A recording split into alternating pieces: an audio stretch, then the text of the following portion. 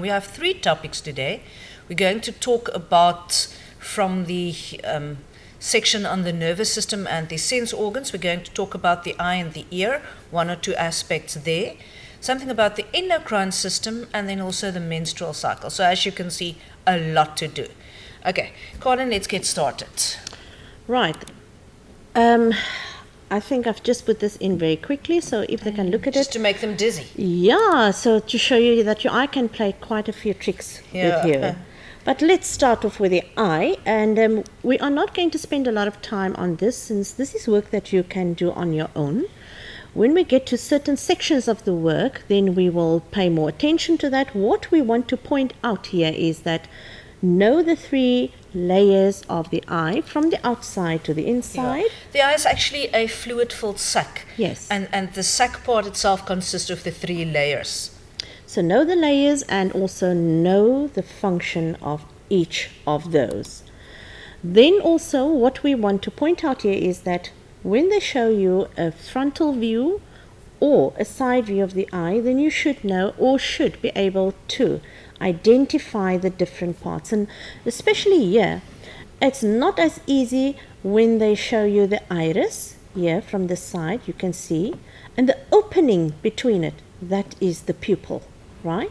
But from the front you can see very easily the dark part in the center, that's the pupil, with the colored eye, or the colored part of the eye, the iris. But make sure that you know from the side as well from the front how to identify those sections. And the protection of the eye, that's also important.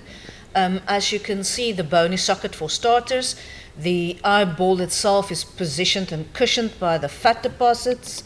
And before we get to the retina, apart from the bony socket and the fat deposits, remember about the eyelids, your eyelashes, the glands on the eyelids, etc., etc. Those are things that you have to go and do yourself. So the structure of the eye, as Colin has said, also a section, a seen from side, a lengthwise section, a frontal view, the protection of the eye. Those things are for you.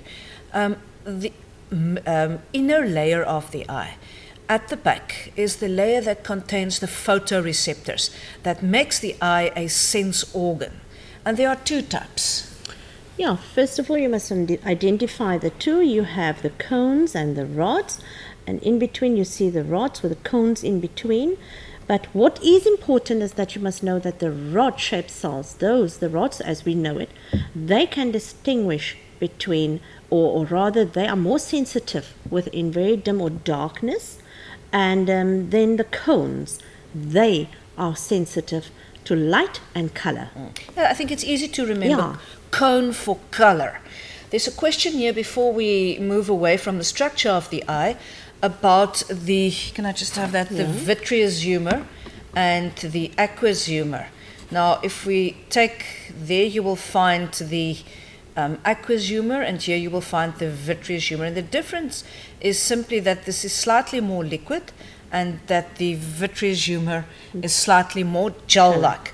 And that gel-like consistency helps to give the eyeball its shape.